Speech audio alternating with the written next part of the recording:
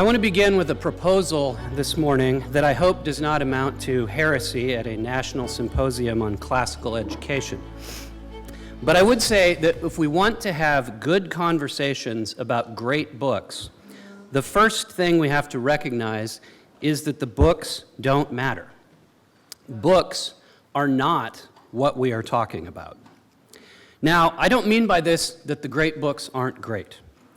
I certainly don't mean that we should be reading anything else, and I don't mean that it doesn't matter what we read. What I mean is that there is always something deeper going on in good conversations than just books. What really matters for good conversation is reality. The reality of the human condition, the reality of the physical world, the reality of the social and political worlds we've created, and those features of the world to which we respond with a religious sense, the mysteries of the self, the other, and the divine. That is what matters, and that's what we want to be talking about. In Ray Bradbury's Fahrenheit 451, that great post-apocalyptic vision of the future that all of us are here in part to hope avoid, Professor Faber says to Montague, books were only one type of receptacle where we stored a lot of things we were afraid we might forget. There is nothing magical in them at all. The magic is only in what the books say, how they stitched the patches of the universe together into one garment for us. So great books are not great because they appear on a list. Great books are great because they have consistently illuminated reality for us. Often for centuries, in some cases for millennia, they have opened us up to the beauty, the tragedy, and the mystery of the human condition. Or perhaps in the case of nonfiction works, they are great because they have advanced powerful proposals for human life that resonate with our deepest longings. Now, I think we all know this as readers, but I think we do sometimes forget it when we are assigned to discuss a book in a classroom with a group of younger people. Under the pressure of teaching or leading a seminar, we sometimes forget the magic, as Dan urged us not to do yesterday. So good conversations about great books really ought to be good conversations about the reality that is opened up through the books. And I think, in my experience as a teacher, if we want to have such conversations with young people, we need just a few simple things. We need to have a clear and unwavering aim for our conversations. We need some simple pedagogical principles and the discipline to follow these through. And we need to create true community with our students. So I'll start with what I think ought to be the aim of conversations. And not only of conversation, but of education itself. The aim of what Jacques Maritain called human awakening. Whether we use that precise language or not, I think this or something very like this is what we have to aim for. Especially in conversations about great books, we want above all else for our students to be coming alive to the reality of the human condition. So the first question we have to ask ourselves is, what do the great books have to do with the reality of the human condition as we experience it and as our students experience it? Of course, this connection is a little different for fiction, poetry, and the other literary arts than it is for nonfiction, so it might be worth making a quick distinction between those. When we're talking about fiction, poetry, or the other literary arts, we access the insight that the novelist, the dramatist, or the poet has into reality by entering as fully as possible into the world that the author's imagination has created for us. This is a little different, of course, for each of those genres, but our reading of them has in common that we faithfully enter a world created for us, and we enter it on its own terms. In his essay on fairy stories, J.R.R. Tolkien talks about the writing of a fairy story as an act of sub-creation, the bringing into being of a secondary world. And I don't think it's a challenge at all to extend this, at least in some way, to most of the literary arts, with the possible exception of lyrical poetry. They share this feature with fairy stories. When we read a novel, we enter a self-contained world, and that is the reality we engage and the reality that we have to awaken our students to, the world of the story. Our means of engaging students in this reality, then, is to guide them faithfully and with discipline into that secondary world. Jeanette's remarks on Monday morning, and some of them this morning as well, were a good reminder of how many pitfalls exist to accomplishing that task and just how difficult it is. And some of the pitfalls begin with well-meaning aims, as she pointed out. But when reading and discussing literature, we have to insist upon the world of the text being the only world under discussion. Now, a student might fairly question that aim and say, what does this have to do with the so-called real world? Why should I care what happens to a bunch of bunnies in Watership Down?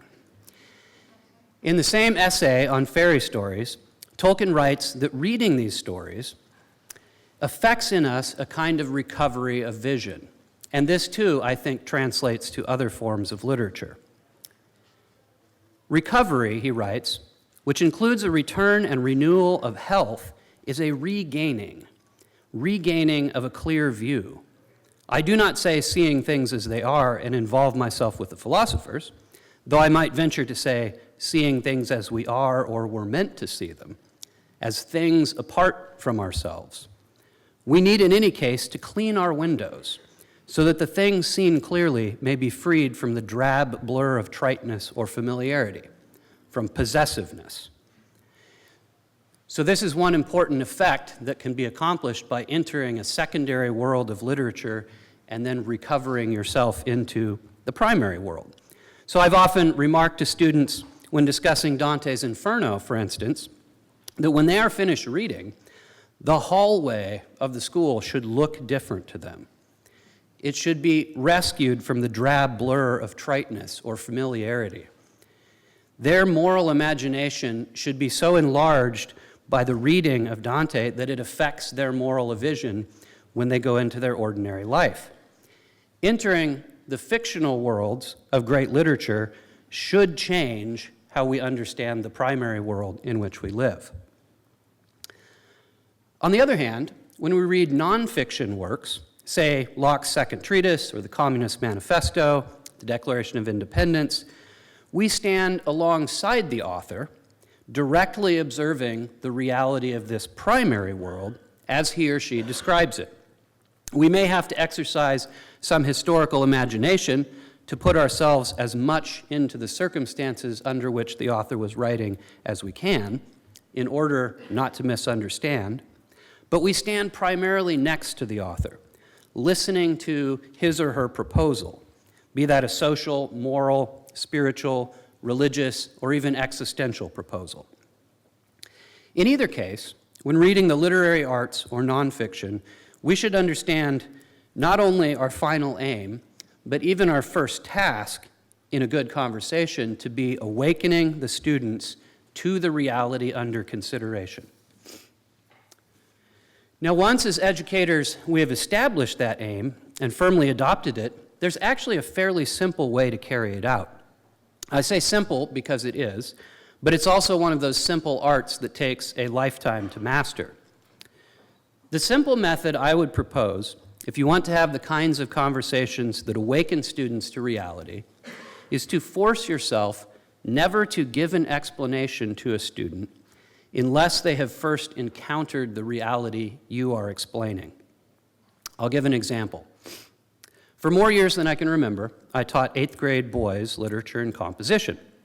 That meant, in the cycle of my life, come springtime, it was my job to teach these young 13 or 14-year-old boys the fine art of poetry. Now, I cannot remember what I did in the early years to introduce them to the topic, but I do remember that it was frustrating and unproductive, and I would come away thinking, these young men have no aptitude or even instinct for poetry in the way I appreciate it, and I'm sure they felt that from me. But one year I realized, well, wait a minute, they don't even know why a poet would write a poem. They have not had an encounter with the world that arouses that poetic urge in them. They had not experienced anything like what Christine illustrated for us in her talk on Hopkins and his poetry, pairing his journals with his poetic output. Or if they had certainly never connected it with poetry. So I said, all right, boys, we're going outside.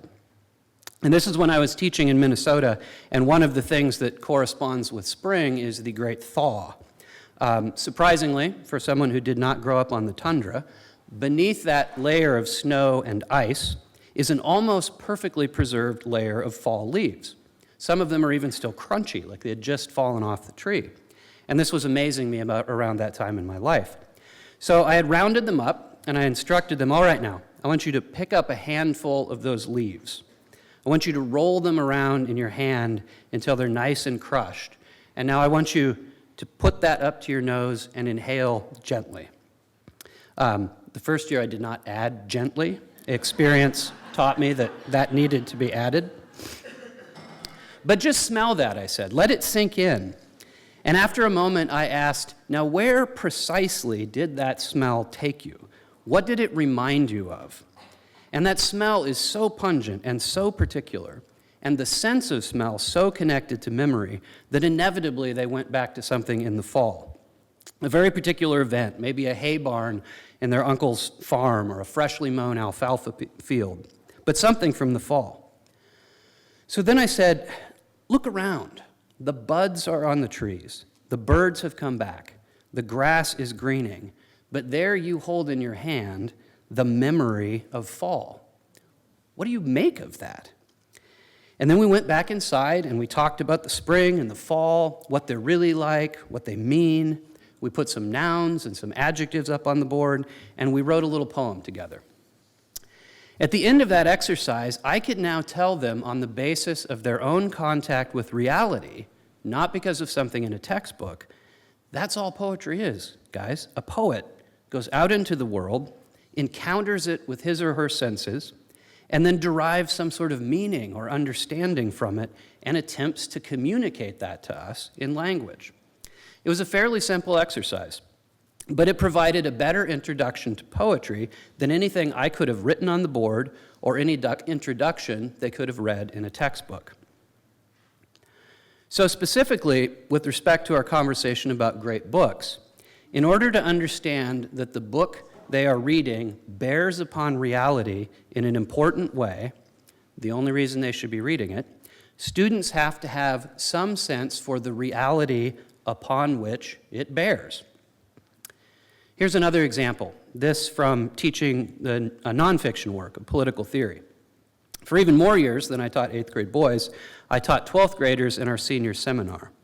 And one of the texts we read is Locke's second treatise, including his take on the justification of private property, which is certainly not inappropriate to read as fundamental to the rest of the more explicitly political dimensions of the work. But one year I thought, what do seniors even know about the human dimensions of property? What have they thought about? Have they made contact with that reality yet? Have they engaged what mine and yours really mean? And in the environment in which I taught anyway, the answer was most often no. Rather, they assumed the validity of private property, accepted it without question, and therefore without much understanding. So one year, while the students were getting ready to talk about Locke, before the class had even begun or I'd passed out the text, but they knew we were making a transition, I walked around the seminar table and casually picked up one of the students' water bottles without asking. And I just casually brought it back to my seat, made sure I took a pretty public drink of it, and had them stand for prayer. And I started in, making sure, and of course a few of the students noticed this and wondered, what in the world is up? So I looked right at the student who had a puzzled look on his face and said, what? I was thirsty. There's plenty of water where that came from. But it's my water bottle, he said. And you have to pick the student with some deliberation if you do this exercise. Well, I said, but is it really? I mean, I have it. I'm not sure you could prove that it's yours. I'm pretty sure you can't take it back from me. And I don't think you could give me an argument why I should give it back to you. Or if you can, why not just let me take a drink? What are you so upset about? I just took your water bottle. And then we launch into a 10 or 15-minute discussion prompted not by Locke's writing yet, but by an encounter with a violation of what he will call the right to property that's very personal. In the end, I said, okay, now we're going to read someone, among other things he has to say, we're going to read someone who attempts to justify why it is that you think that water bottle is yours and why you even feel personally offended by my picking it up like that. And I give the water bottle back. So just as the engagement with the leaves helps the boys understand the poetic instinct, so this 10 to 15-minute discussion about the reality of property bought me at least 4 or 5 days of serious engagement with the text that just picking it up and starting in would never have generated. This happened because the students themselves were now looking for answers to a problem they actually had. The fundamentally human problem of labor, property, ownership, justice, and inequality in a civil society became their problem. They were then able to listen to Locke's proposal, to wrestle to understand what he was saying, thinking carefully about the book, and then engage in their own assessment of his proposal in light of their experience and their sense for how the world ought to be. I want to read a quick quote here from Jacques Martin's Education at the Crossroads that speaks to this. This is the book wherein he also proposes human awakening as the aim of education. Each field of training, each school activity, he writes, physical training as well as elementary reading or the rudiments of childhood etiquette and morals can be intrinsically improved on and can outstrip its own immediate value through being humanized in this way. Nothing should be required of the child without an explanation and without making sure that the child has understood. So if, as educators, we adopt the aim of educating for human awakening, and we commit ourselves to being as sure as we can be that our students have engaged or are engaging the reality under discussion before we wander into providing an explanation, we are most of the way toward achieving good conversation about great books with our students. But I want to add one final ingredient, echoing something that has come up several times this week already, the importance of love and community. If we're going to have good conversations about great books, the whole thing has to be rooted in love. There has to come a time in the education of the heart that the heart turns outward and develops a habit of active love. One of my favorite poems is Love Calls Us to the Things of This World by Richard Wilbur. In the poem, I don't have time to read the whole thing, the poet wakes up in the morning to the cry of pulleys, and laundry is being pulled out of the wash and hung up. And the poet looks out through the frame of the window and sees blouses and bed sheets and smocks flying by, and for a brief moment, he mistakes them for angels, for celestial beings, and experiences a moment of rapture. But then, as always happens in these moments, reality begins to come back in rather quickly. He remembers his embodied existence. He remembers everything he has to do in the day.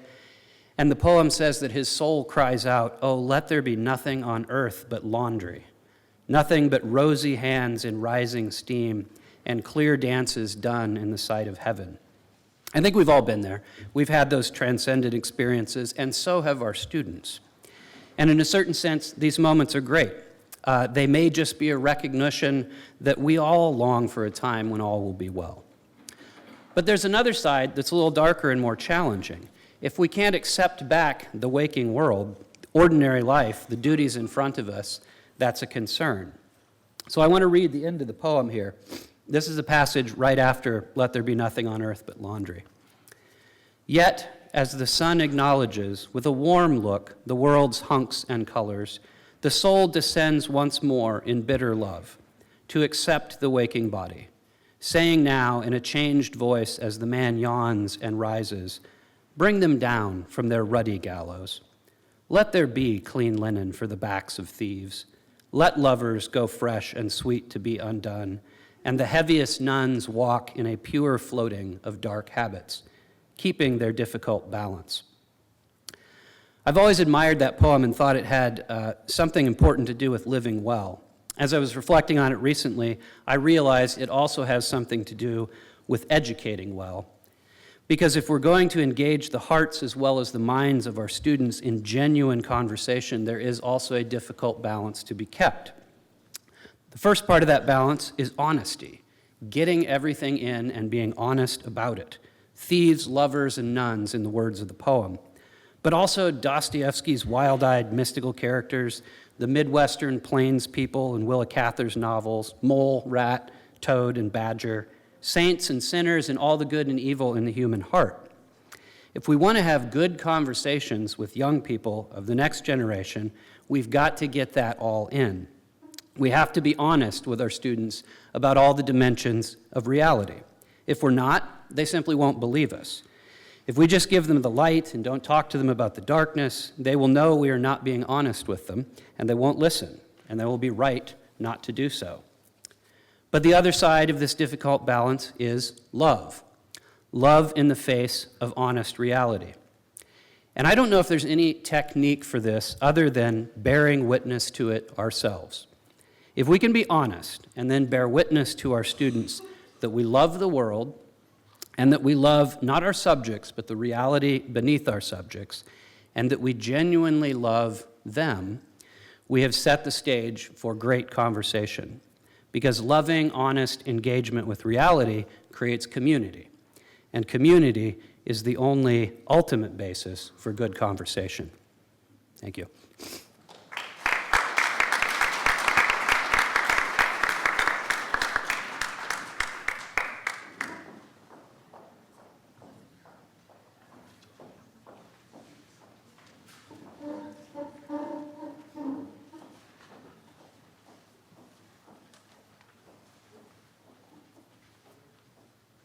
Good morning.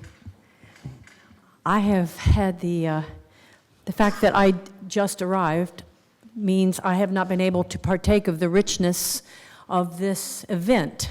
Today, this morning, coming in from Dallas is the first moment I had to be able to share at least part of this with you, and I'm very honored to be here. I'm looking forward to afterwards, where I understand there'll be possibilities to see the material and to get a better idea of what you have experienced, learned, shared.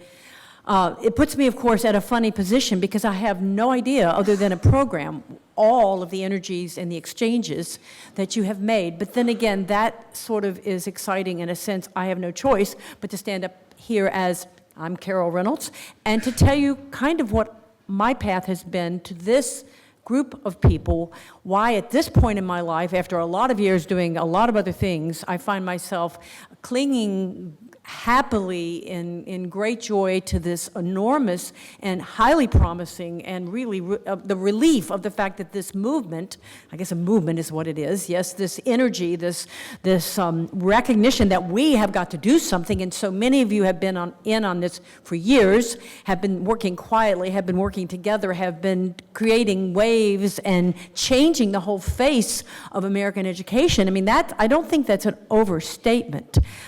If you weren't doing what you are doing, it would not be happening. At least that's what I think.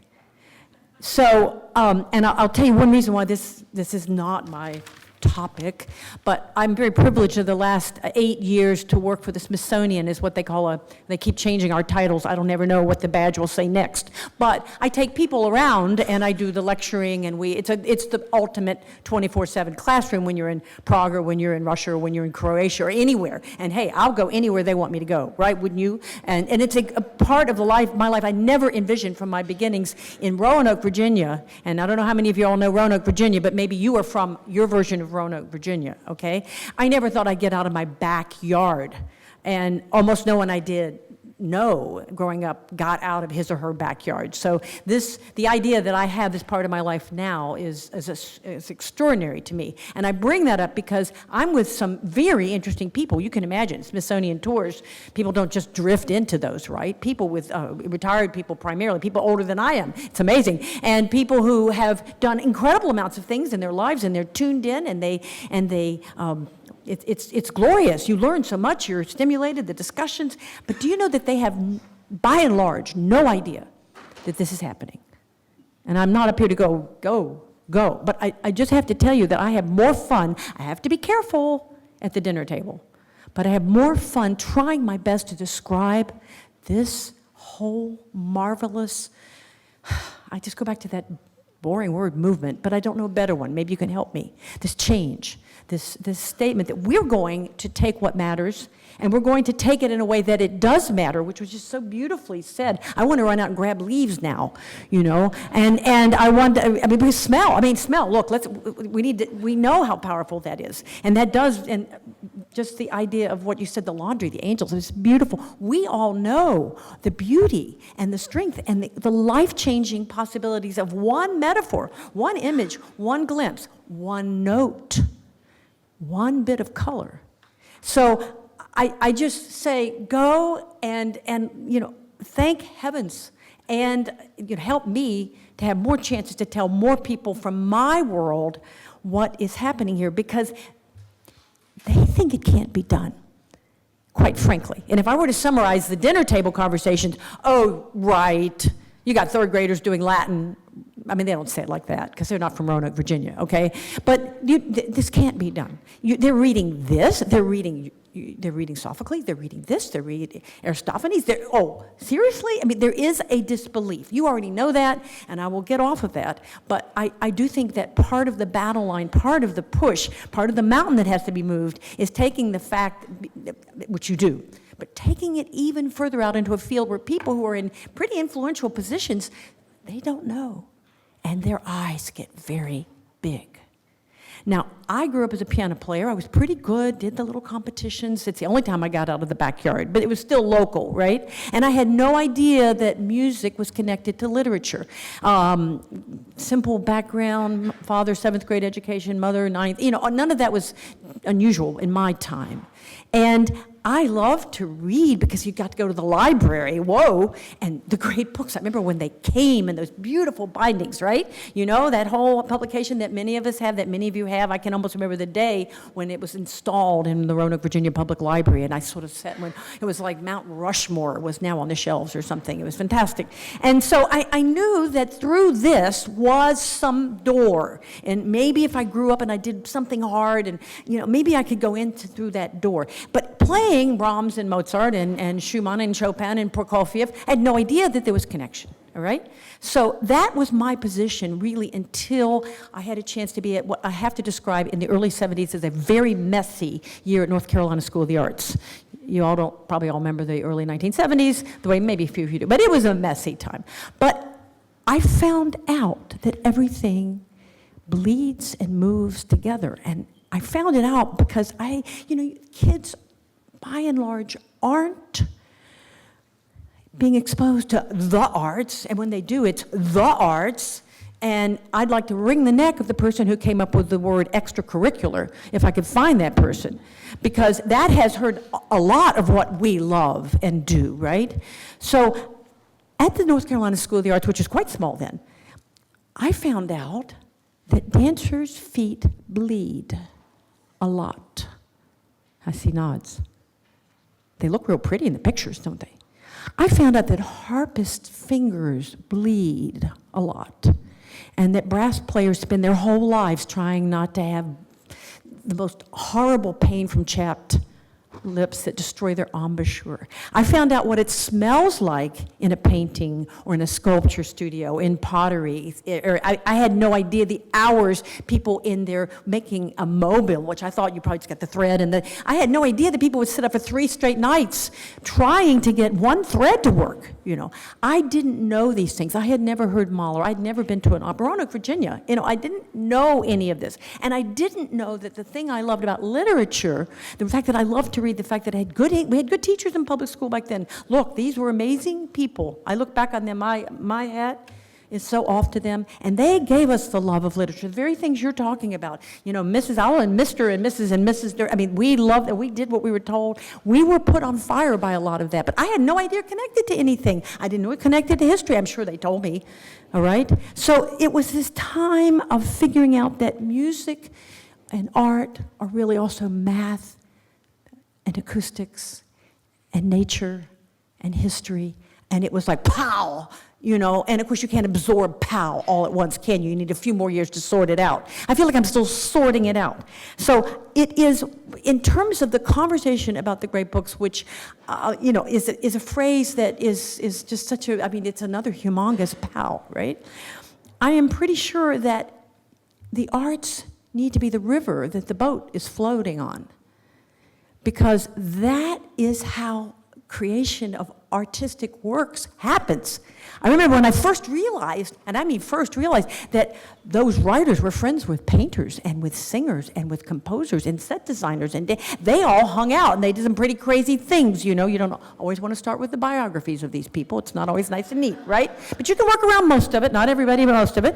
I had no idea that they did what young people who are on fire always do, which is push against each other and fight with each other and disdain each other and adore each other and feed off of each other. I had no idea about any of that, because I thought, you know, I don't know what I thought. I have no idea what I thought. And I think kids, the ages you're talking about, I got here 20 minutes, with 20 minutes left to go with the previous presentation with Jeanette, and she was talking about the age in which kids can do certain things. And she was talking about music, and she was talking about painting, yay, you know. But at what age can kids really start putting things together? You can't worry too much about that, but I think it's pretty fair that they don't know that it's woven, that it's a full tapestry, and that in reality the act of creation of the artistic creation is messy and exhausting and weird, and you know, 5% of the time a composer knows what is happening and 95% doesn't. And I know this because I've spent my life working with composers in the recent, 40, 50 years of it. So I now know that it's something that is true of the writers. We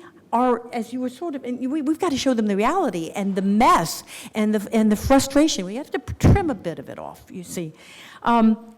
I often think about what happens when you give kids who don't want to read or don't feel comfortable reading or don't like to read or are scared to read audiobooks, right?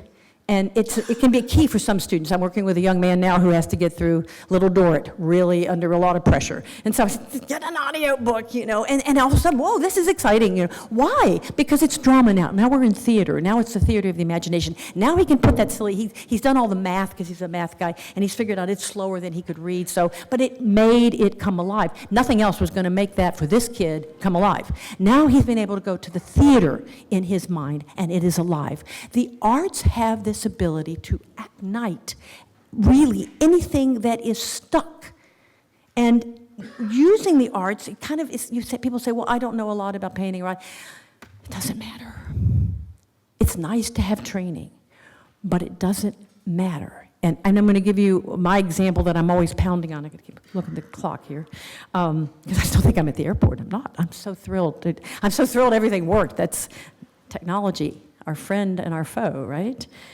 But we are in a funny age, walking through the airport. Do you know what percentage of people, and if I'm stepping on anybody's toes, I'm sorry, they're wired, right? Earbuds. Don't you wish you had the franchise on earbuds, right? Do you know how many earbuds must be out there? And I realize there's a wonderful thing. I mean, look, when the toddlers are screeching, the headphones, I get this. This is important. It's a wonderful piece of technology. Beautiful sound, Bose, big, it's great. But the fact is, a good percentage of people are walking through life and they are hearing and seeing nothing. We said, but they're listening to their music. And they are. I think. Because music was never, I mean, maybe now, written to be put into a form that goes to a little tiny wire, into a little tiny speaker, which is what it's doing, even with the best quality. I think we all know that poetry was written to be sung and to be shared in intimate gatherings. This is already too big a space for poetry. This is already too big a space for chamber music, for real chamber music, for real leader recitals. It needs to be your living room. That's where music was written. Or the back porch, or, you know, a small 18th century theater where you have 250 people, you filled the place. Okay, yes, it's gotten bigger. Mahler made it bigger. We know the historical flow is bigger until after the First World War, then smaller, then bigger again. And now electronic, go to the stadium, spend $18,000 on tickets. And speakers filling the entire campus here. And yes, I'm sure that's very exciting. I mean, but is that what, and for someone meaningful, I get that. But how many of those people have been in an intimate situation of music making or poetry or in the kitchen or singing or have a fiddle player come in and sit on the picnic table and play some old-time fiddle tunes? Or to get to my big thing, and some of you who know me, we have stopped singing. And yet you talk about the literary tradition. What was it? It was song. It was epic poetry. It was the bard. If you're in the Russian tradition, it's the blind goosely players, either one or three. I don't know, troika, I guess, you know. I mean, it is a song. Literature is a song, especially the fiction or the poetry. It is meant to be sung. People memorize their epics. We look at that and go, wow. But we know neurologically that something said to music goes in and stays. And we as a culture, particularly in the United States, in the places I go, a lot of the places, like particularly the Baltics or Eastern Europe, this is not true yet, because they haven't gotten completely in love with this thing that goes on. They have not completely given it up yet. All right? They still sing. They sing because a lot of times because of centuries, or decades, centuries of political oppression. The only thing they could is sing. Look at the history in Estonia, Lithuania, where the only thing that was left under decades of communism was the ability to sing in your language. Not speak, not use it in your job, not use it bureaucratically or at the university, but to sing. So I will go to this because we in the United States, I say the word sing, and most people say back, you tell me, I can't sing. Right? Surely you know people who have said that. Let's sing, everybody. I'm going to walk right up to one of you. It's a good thing I can't right now. Say, will you sing me something? And there's a good chance, well, first of all, you'll go, what is this woman doing, right? But the second thing you would think is, average people, what is it going to be 80% of the people if you take in? Let's go to one of these classrooms here and get some of these business majors. I need you to sing me your favorites. I can't sing. Oh, I have a recording of it. I've got it on my iPod. I can't sing. Do you know what? If you can speak, you can sing. That is a fact. But we as a culture are so frightened about singing. We have somehow we went from my grandmother's generation where everybody sang. Now maybe Uncle Harry sounded terrible, but he sang. We stopped singing. Now I want you to hear. I don't even know you. I may never see most of you again. I'm giving you an absolute assignment.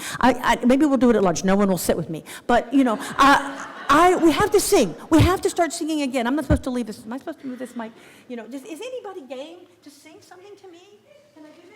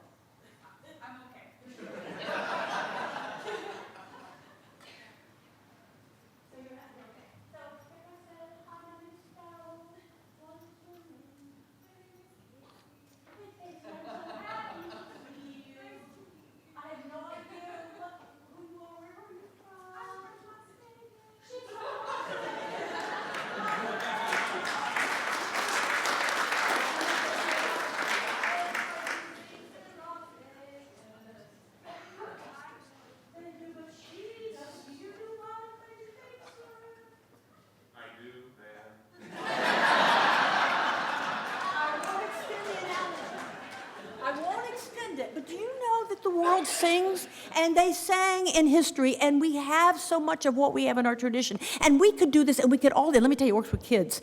You can either scream at them or you can sing at them, and it works much, much better. It works much better. They remember. Okay, I won't continue that. I won't continue too much of anything, actually, except to say that the power of what we do, it changes the emotion. It changes the body. Our air, our movement. Okay, yes, you have to learn to play the violin. You have to do a lot of serious things. Yes, we know it's all very serious to become a classical musician. I'm not talking about people becoming classical musicians or skilled painters. I'm talking about the fact that we have decided that we aren't somehow connected, and therefore we are not connecting as a culture. The very things that we sometimes teach, and that the power of something like what you did with the leaves, I'm just going to love that. It's going to go far and wide. I'm going to be talking about that the rest of the year. I'm telling you. But just to say, we have a curriculum, right? So I can't just go around singing at them. I can't just bring finger paints into them, although it's not a bad idea. I can't just say today, maybe you can. You took them out, you do nothing but you talk about a painting, and that's too big to go in 176 seconds, which is probably what I've got left. How do you approach art? I like to write about that. I like to speak about that, talking about strategies for people who, you're not getting me in a museum. I took my kids once, we have so many prejudices. You have so many battles to fight. But this idea that those things are separate and not ours or of us, or those are not things that we can't. We go in a grocery store, we grab all kinds of things, don't we? And yet, can you imagine if we shop the way we talk? That would be interesting, wouldn't it? We wouldn't have. And we try things, and we're not scared of things, most of us. And you go, what is, I'm going to buy it. We're going to try weird things and interesting things, and we smell them, and we're open. And yet, with the arts, we somehow don't think they are ours. So what could I say that's concrete? If I were going to recommend to you 2 writers where you could work so easily and so really rewardingly with the music and visual art and drama and dance, I would start first of all with Goethe, believe it or not. He sounds scary, right? Nobody's even sure how to say his name. You can't believe what I hear sometimes Goethe, because you don't hear it. We don't do Johann Gottfried von Goethe. We acknowledge Faust in lists. But you know what? In Allgemeine, I'm trying to think, Frankfurter Allgemeine Zeitung, a number of years ago, I was flying out of Frankfurt, and they had a list of the 100 most important, significant German pieces of literature. You expect what? Das Kapital? You expect something, right? Sorrows of Young Werther by Goethe. Something he wrote when he was 24 years old. That's kind of a thing like with the Harry Potter thing that put him into world fame. It's not Faust.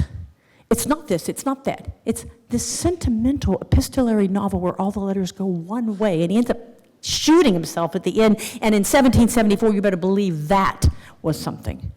Over a love triangle that happens in a fraternity sorority house all the time.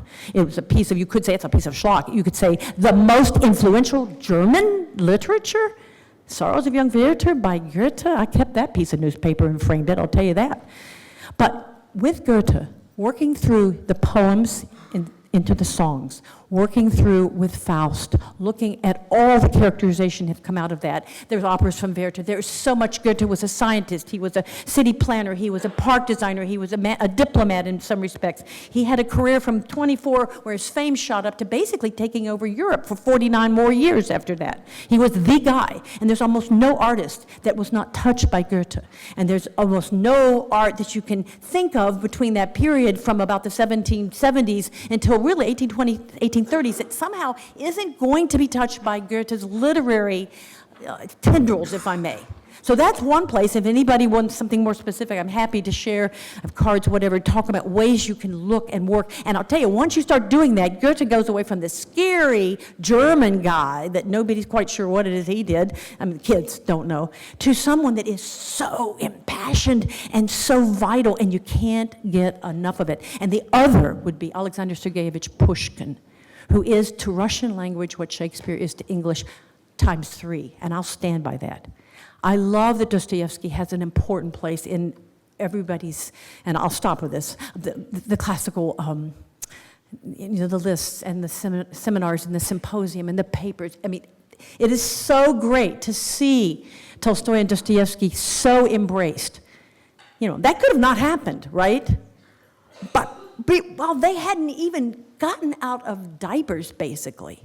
Pushkin, this guy who lived 38 years, killed in a duel. Everybody's shot one way or the other in, that period. Pushkin completely created the Russian language. He changed everything. He grabbed urban Russian culture and made it into a cultural, sort of froze it and then set it free to dictate what would be the next 100 years until the revolution of how Russians almost think. People used to come when you didn't have it on your Kindle. They'd come from the Soviet Union to study at SMU or any place, and they'd have Eugene Onegin in their pocket. They would have this masterwork by Pushkin, the one work, if you have nothing else, Eugene Onegin, Yevgeny Onegin, a novel in verse. Nothing like it in poetry that I've ever seen. Better than Byron, I'm sorry, don't even. They wouldn't leave home without it. And from Pushkin, you have the person who grabbed the fairy tale tradition. You have the dramas, Queen of Spades. You have so much that we could just, paper the walls of this whole city with Pushkin. And yet we don't have a touch with him because of the language. I understand how that happens. And no Pushkin, no Dostoevsky, no Pushkin, no Tolstoy, no Pushkin, no Solzhenitsyn. It all comes, and they would be the first to tell you. Dostoevsky himself made tributes to Pushkin that would make you weep if you understood how he said it in Russian particularly. So those are just two offers for me to throw out there in terms of unlocking, two that you might not ordinarily approach, two that are particularly rich in their artistic expressions, two examples of how you can take the artistic expressions, again, I'm flying through this, but the operas and the songs and the paintings and the plays and the ballets and everything else that's out there, and get back down into what it was, because they are the motors that drove all of that and continue to this day. I know no two authors so revered and so considered, so contemporary by people who are, wandering around in those language groups, German speakers and Russian speakers, as Goethe and Pushkin. And of all the many reasons that's true, it is that power of the arts, that tapestry from which they cannot be separated, nor would they want to be.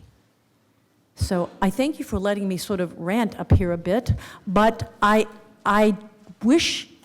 glad I came to understand a little of what is the reality of the creative impulse.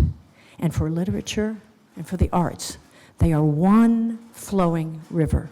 Thank you.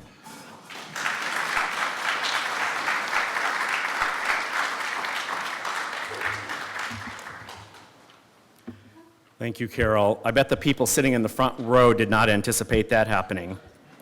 And for the people in the middle and back rows, you think you're off the hook, but my topic is on dancing.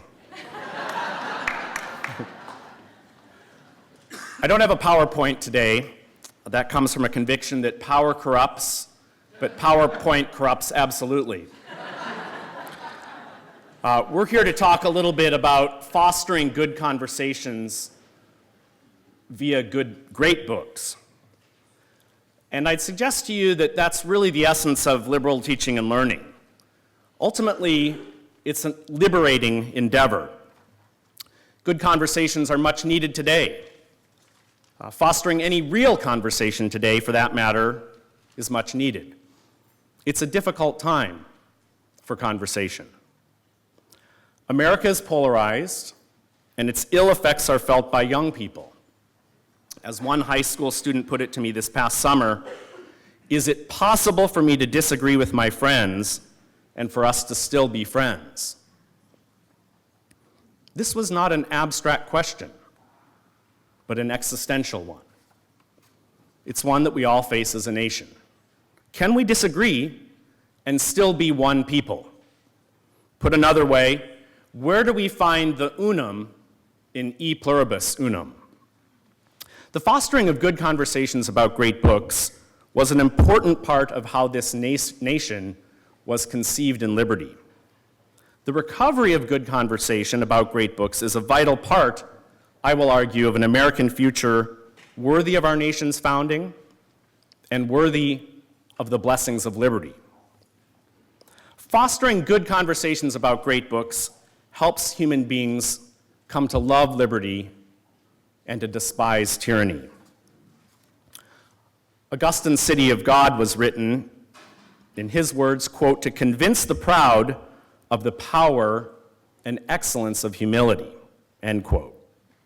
Now that's a highly unusual purpose for a 1,000-page book, but for the 5th century Augustine, steeped in the classics of Greece and Rome, Rousseau would much later try to dismiss Augustine as being a rhetor. This was a deliberate undertaking with an elaborate argument. Boiled down to its essence, Augustine's argument was a warning. If you put too much faith in the power of the state, you will be disappointed. Civil religion, in all of its guises, is insufficient to hold people together. The ties that truly bind must run more deeply. Now, some 400 1400 years after Augustine, a teenage James Madison landed on the campus of what was then the College of New Jersey, now Princeton University. The innovative college president at the time, John Witherspoon, who was a signer of the Declaration of Independence, was a Scottish minister steeped in the classics.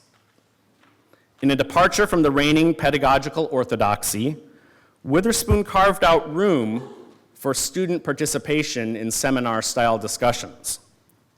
Lectures were still common on campus, but students were given opportunity to wrestle with the great books and great ideas in a new way that entailed new possibilities of the students owning those ideas. For Madison, the Augustinian insights he heard from John Witherspoon would help shape his moral and political philosophy. Man is not perfectible, Madison held, following the Augustinian tradition. So the state should not seek to make people perfect. Human beings are capable of self-government, and the purpose of constitutions, written and unwritten, should be the provision of the means by which human beings can become self-governing. Madison is justly known as the father of the Constitution. He also was instrumental in the adoption of the Bill of Rights. I work at an organization called the Bill of Rights Institute. We teach the ideas of the Constitution as a whole, the ideas of America, to young people via supporting a network of tens of thousands of teachers of American history and civics. As monumental as were Madison's contributions to the creation of the Constitution and the Bill of Rights, our written Constitution, as important was his framing of what we might call the unwritten Constitution, our national character. Think back to when the Constitution was being written in the long, hot summer of 1787. Even as the framers of the Constitution debated that document, the real obsession that they had, the real preoccupation and worry that they upheld, was, are we going to be able to, as a nation, create the kind of education that is consistent with the Republican institutions that were being forged? There was a confidence, despite the fact that the negotiations about the Constitution often seemed intractable, that they were going to be able to create a document. You see this in the letters that the delegates, including James Madison, George Washington, many others, were writing when they would go home in the evening hours after a long days of deliberation.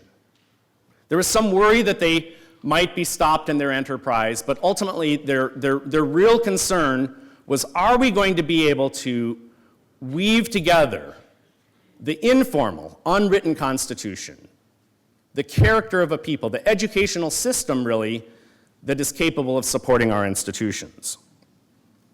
Without that unwritten character, that unwritten Constitution, James Madison held that the Constitution and the Bill of Rights would be but a parchment barrier. It's just a piece of paper, he wrote. For Madison, good conversations about great books animated his own preparation for leadership. It drove him in his beautiful correspondence with Thomas Jefferson that led to the establishment of the University of Virginia. How many of you have had a chance to look at that correspondence? If you haven't, it's really a remarkable thing. They were exchanging ideas about what books should be read, what the curriculum ought to look like, how it could create young citizens who were capable of self-governance.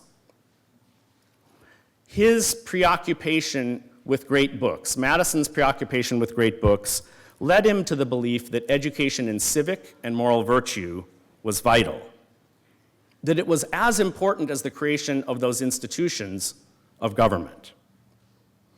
Now, I want to make a transition here from Madison and his kind of Augustinian understanding of these ideas to an American who I think is one of the best exemplars of what it means to really live out that unwritten Constitution.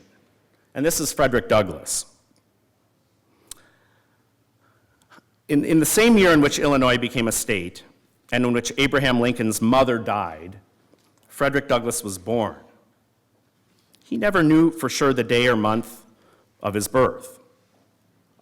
He, for a long time, didn't even know what year he had been born in. His best guess was that he was born in February 1818. Officially, his mother named him Frederick Augustus Washington Bailey. He later used the surname Stanley, then Johnson, and then finally Douglas with one S. He added an S at the end of his surname after Sir Walter Scott's poem Lady of the Lake, a figure in that poem. Douglas did not know the identity of his father, but it was probably his first master, a man by the name of Aaron Anthony. He served as chief overseer of property for Colonel Edward Lloyd, who was one of Maryland's wealthiest men. Now, young Freddie hardly knew his mother. She lived on a neighboring plantation. She died before Freddie turned 8 years old. His early years, as a result, were, as Douglas said in one of the 3 autobiographies he wrote, full of an unintelligible beginning. Douglas didn't own his first pair of pants until he was about 7, and his encounter with justice was so infrequent that he relates in one of his stories, one of his autobiographies, how when the daily ration was being doled out to him one day, in one of the 3 times that he saw his mother, she happened upon the scene when he was being deprived of his due ration. She stepped in as any mother would and claimed that small allotment of food for her son. And Douglas said in that encounter, that moment, that he felt for the first time like he understood something of what justice might be.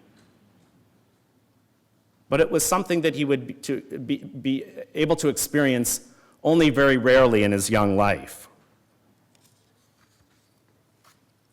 On that day in which she intervened and gave him a sense of what justice might be, she had walked 13 miles in order to see him.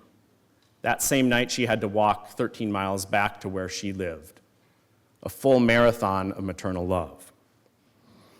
Now, slavery for Douglas was a self-perpetuating cycle of disordered pride and debased conduct.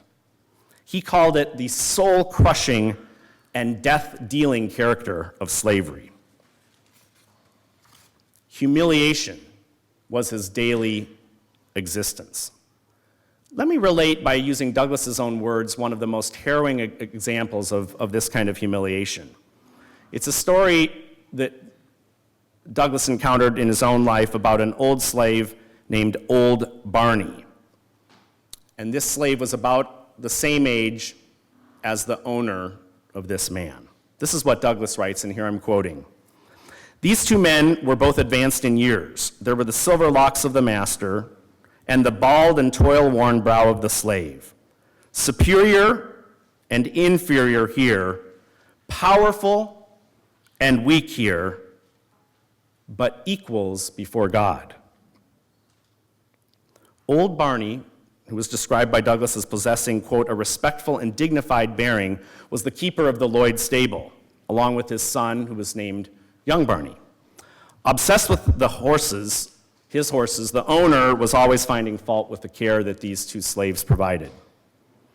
After noting some perceived infraction of the stable rules by Old Barney, Lloyd, the slave owner, ordered the old slave to kneel. He then delivered 30 lashes with his horsewhip. Douglas had watched countless whippings, but at this one he was shocked to see the spectacle, and here again I'm quoting Douglas, of an aged man, a husband and a father, humbly kneeling before his fellow man, taking the lashes patiently with no resistance, responding to each blow with only a shrug of the shoulders and a groan. What young Freddie Bailey witnessed in that incident, he later said, was, quote, slavery in its true color, end quote. Douglas knew that there was a dignity in him, in his mother, in that enslaved person, Old Barney. But every day he was told that the commandments of Scripture militated against his freedom and directed that he should be a slave. What Douglass had to do was figure out how could he maintain and uphold that sense of dignity that he had an inchoate feeling about. How did he do this? I think what we see in Douglass's capturing of this dignity is in many ways the process that happens when one goes through good conversations about great books. And in fact, the intellectual component for Douglass was really profound, because what he did is teach himself how to read. He had grown up on a plantation and then was sent to Baltimore. It was in Baltimore, the city, where he came under ownership of a man whose wife allowed Douglass to continue to learn how to read, helped by her as they would read the Bible. Now, this for Douglass was incredibly important. But the slave owner caught wind of what was happening and said this: if Douglass learns to read the Bible, it will forever unfit him to be a slave. Now you can imagine that the young Douglass hearing that said, well, that's exactly what I want. I want to be unfit. He devoured everything he could get his hands on. He came across a book called The Columbian Orator. This book is out of print, but I found a copy and read it. And it reads like an instruction in the lives of ancient Greeks and Romans. It brings the story of freedom to the place even of George Washington. And what Douglass saw in devouring this book as a young man is that there was a possibility for him to be free. He identified with the characters, whether in Greece, Rome, or early America, who had found their way by hook or crook to freedom. What was happening in Douglass's mind then was an intellectual awakening. This led to further action on behalf of his owners, because what they saw is a young man who was becoming unfit for enslavement. What they did is sent him from Baltimore out to a place where, and this is a horrible term, but the slave breaker resided. Now, what Douglass had to endure every day was a kind of predation by this man that's almost defies explanation. If you haven't read one of the 3 autobiographies of Douglass, I would encourage you to do so. But what this guy would do, Edward Covey, is lie in wait for Douglass to make one small mistake in a day. And he was very good at hiding. And just about the time that Douglass was at physical exhaustion, he would have to work 16 hours every day. He would leap out and beat Douglass up. And what happened in Douglass's mind as this was happening is he wondered, is it me or the oxen that I'm driving that are the real brutes, the real beasts? He had to go through a thought process where, having been awakened intellectually to the possibility of his own dignity, he came to realize that, in fact, in the moral standing that he had before God and man, he was a human being. There was a further liberation that came to him when he came to this realization. And despite the fact that the beatings continued, there was a way in which Douglass became what he said is a free man in fact, even though he was a slave in form. He was a free man in fact, but a slave in form. I think there's something really profound that happens in the kind of conversations that John talked about. And in those moments of stirring that music and poetry can bring to human beings. Carol mentioned Pushkin. And without Pushkin, we wouldn't have had Solzhenitsyn. But when I think of what Douglass went through and what he came to as a human being, I think of what Solzhenitsyn, the great Russian dissident, came to. He had a term for this. It was having a point of view.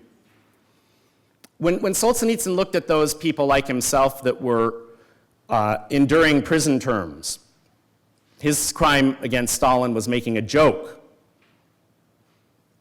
Many people endured worse parts of the Gulag than Solzhenitsyn. But when Solzhenitsyn reflected on what would allow a person's spirit not to be broken, he said what they would have is a point of view.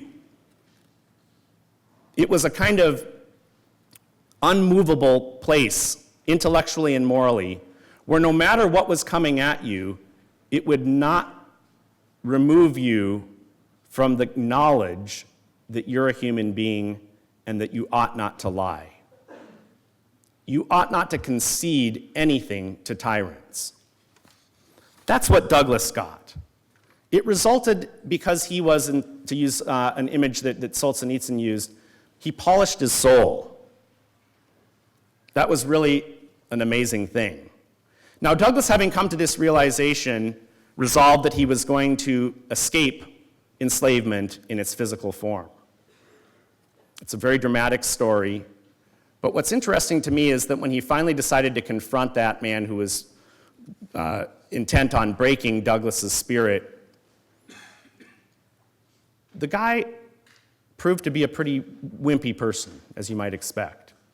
Douglas, by this point, was a person of some physical stature. And when he physically resisted the beating for that day, the man backed down, knowing that, in fact, Douglas could have ended his life. He called for help on the plantation and ordered other slaves to come to his aid. None did. And after that resistance by Douglas, in his physical existence, that slave breaker never laid a finger on him again. It took several months, however, for Douglas to figure out how he could escape that place, but he did so. And he became, as we all know now, one of America's finest orators. He became a statesman of the first order. He became somebody that spoke all over the country. So eloquent was he that many people said, "You weren't enslaved. You surely could not have come to the education that you did on your own." Douglas said that if people didn't believe me, you can see the diploma that's written on my back. What he had encountered in those conversations that he had, however limited they were, but the conversations that he could have with people from bygone eras, had made him into somebody that had a great soul. Now, I don't have time to go into all of the amazing peregrinations in Douglas's intellectual journey, but I did want to relate one dilemma that he faced, because I think it's a dilemma that we face today. And that is, should we stand with the Declaration of Independence and the Constitution? For Douglas, immediately after his escape from slavery, he fell under sway of a school of thought from the abolitionist William Lloyd Garrison. The Garrisonians stood apart from politics. They believed that even to vote would to cast legitimacy on the system that was birthed in blood. The Constitution was a compact with the devil. It was a covenant with absolute evil, and therefore one could have nothing to do with government. For much of Douglas's adult life, that's what he believed. And then he said, you know what, I need to go back and read the framers of the Constitution and those individuals who wrote the Declaration of Independence. And he came to the realization that what was really important is the fact that the Declaration was a promise. It was a promise unfulfilled, but nonetheless, everything was there that was needed to put slavery in course, as his friend Abraham Lincoln said, in course of ultimate extinction. Douglas did a 180. He announced that 180 in his own newspaper, in an editorial that was about his change of opinion. And the other thing that I want to relate to you is Douglas was able to forgive those people who enslaved him. This is really remarkable. If you have, as part of the literature that you teach, you include documents and and letters, I'd encourage you to check out the letters that Douglas wrote to his the two brothers that held him in captivity. One, let me just read briefly, he wrote on the 10th anniversary of his escape to freedom. 3 of Douglas's 4 sisters were still held in captivity by this guy, and Douglas wrote him a letter that said this, quote, "You have kept them in utter ignorance, and have therefore robbed them of the sweet enjoyments of writing or receiving letters from absent friends and relatives." His sisters were illiterate. "Your wickedness and cruelty committed in this respect on your fellow creatures are greater than all the stripes you have laid upon my back or theirs. It is an outrage upon the soul, a war upon the immortal spirit, and one for which you must give account at the bar of our common Father and Creator."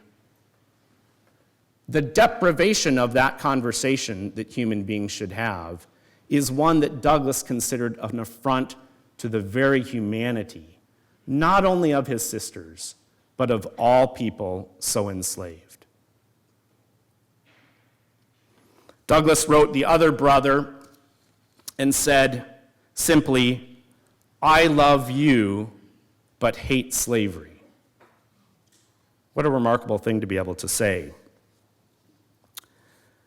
What Douglas was able to do in the maturity of his adulthood was bring America around to a place in a remarkable conversation. You know, we think we're polarized now. Think back to what it was then in the cauldron of the Civil War and its aftermath. What Douglas grappled with in the midst of that was the issuance of the Emancipation Proclamation. And one quotation that I've always appreciated about Douglas's corpus is a couple weeks after the Emancipation Proclamation was issued, Douglas said, "Truth is powerful. An individual armed with truth is a majority against the world." I think that's what a great conversation can really affect in human beings. It can make them realize that majorities don't have to prevail, that if they truly are armed with the truth, they can be a majority against the world. And what I would suggest to you in closing is that the 4 individuals that I've pointed us to today, Augustine, Madison, Douglas, and even Solzhenitsyn a bit, that their intellectual lives were framed in conversation with great books. Their moral lives are exemplary of a willingness to learn from these conversations.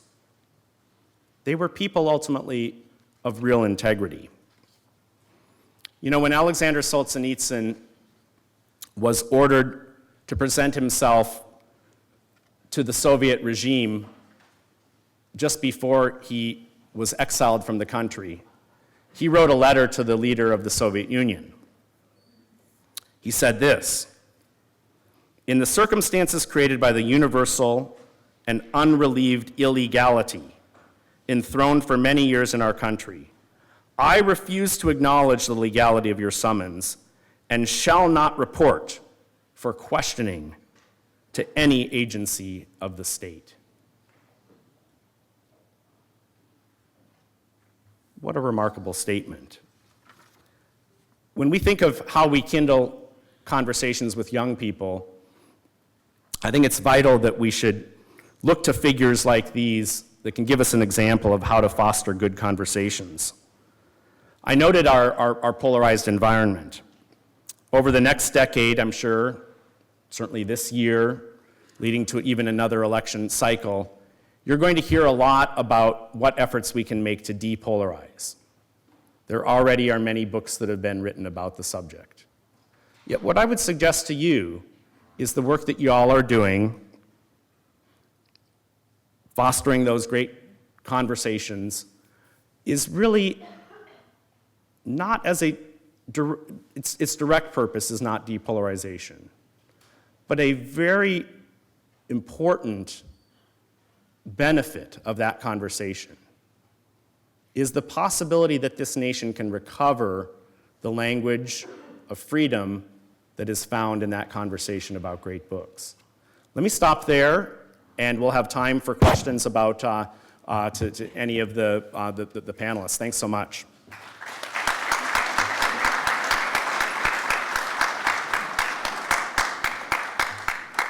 Yes, sir. Not a question, just a comment. I just found this panel to be so impassioned and expansive and lively and provocative. I was moved by each one of you and moved in a different way. And I'm so grateful to you for that. Perhaps I should have sung that. But thank you very much. I agree. Thank you.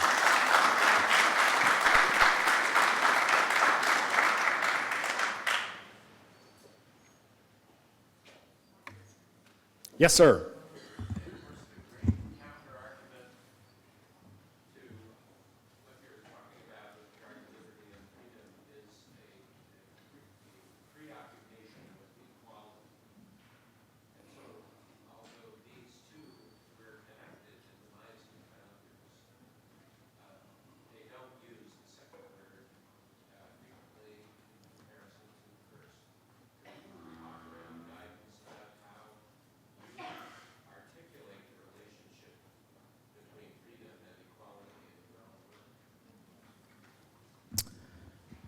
The question is about equality and the use of that idea by the founders in particular, who don't use it as much as liberty.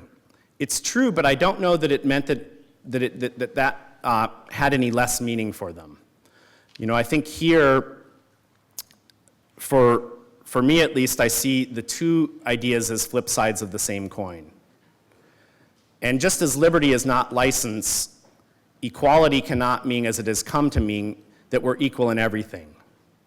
When Jefferson wrote the words in the Declaration, affirmed by the rest of his fellows, that all men are created equal, there was a particular and weighty understanding of what equality meant. I think one of the best guides to that understanding is actually in Alexis de Tocqueville.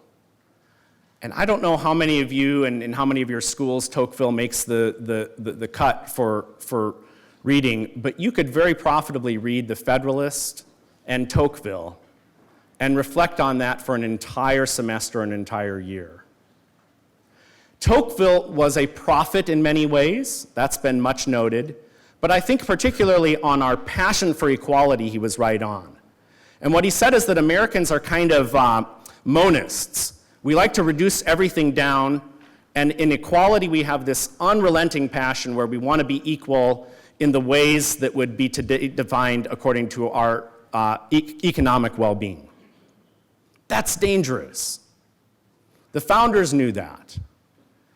Their institutions were designed to ensure that the majorities could not, by direct democracy, vote themselves largesse from those who had resources. So there's a really important way in which I think you can't have the liberty without the right understanding of equality. And so a reflection with your students on what that means, I think, is a really profound thing to do. One way that I would approach this with students is ask, how many of them thought slavery was wrong? Every hand in the class would go up immediately. Then we would spend the next class period or two, sometimes three, trying to figure out why.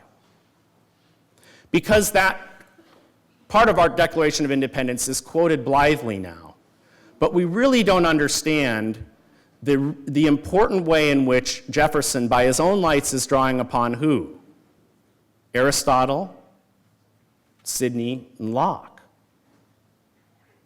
There's a deep reflection on what equality means there, and to understand the why. Why are human beings equal, and in what way is a really important good conversation. Any other thoughts? Yes, sir, in the back.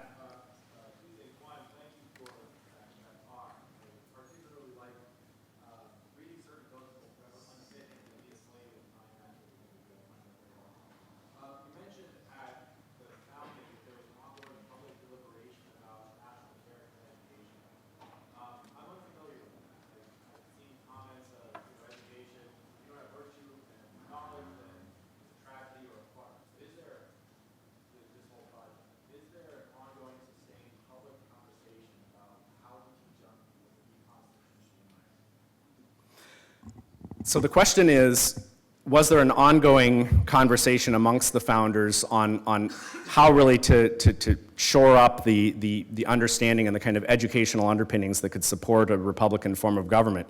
And the answer is yes. It's very diffuse, though. That's part of the challenge. There are some pretty good books. The Pangles, P-A-N-G-L-E, have written a book that looks at some of the educational reflections and tries to lend some order to the many different conversations that were going on in the Republic of Letters. I think what you see in the conversation between Madison and Jefferson on the establishment of the University of Virginia gives you a really great sense of that. For so many people like Benjamin Rush, the preoccupation was in how do we shape the minds of even younger students? And I think if there was a common thread amongst them all, it is that if we confuse liberty and license, we can put together the most brilliant constitution in the world and that ever has been devised by human hands, and it won't matter. And this was not a sectarian sentiment. It was not denominational, but what was shared is that this enterprise, this educational undertaking, is so vital that it has to be done at the local level. And that's part of the things that's confusing to us, right? In the era of No Child Left Behind and all of these things that come from Washington, and you all are laboring under an increasingly huge volume of regulations that come from your state capitals. It's hard for us to imagine that people who are legislators would not seek to legislate about this, right? The word education doesn't show up in the Constitution. There was good reason. They didn't want it to be at the national level, right? So you have to get the conversation at the right level, but at the local level, it was the preoccupation. And there's a lot of great back and forth that's happening, especially with Madison and others, where they're trying to figure out what kind of a curriculum do we need. I think the experience that Madison has as a college student was just pivotal for him. He stayed on, he wanted to do college really quickly. He did it in 2 years, not 4. He stayed an extra semester to learn a 5th language with John Witherspoon. And I think what he was trying to figure out in his own life was, should I become a minister or a lawyer? And he didn't choose either path. He was truly liberally educated, and that stuck with him the rest of his life. I mean, if you read the Constitutional Convention with students, you'll have to have an extensive array of footnotes because they're presuming knowledge in a very liberal, humane way of a lot of history. And they're presuming that that would be perpetuated. That's an inadequate answer to a huge question, but I hope that helps a little bit.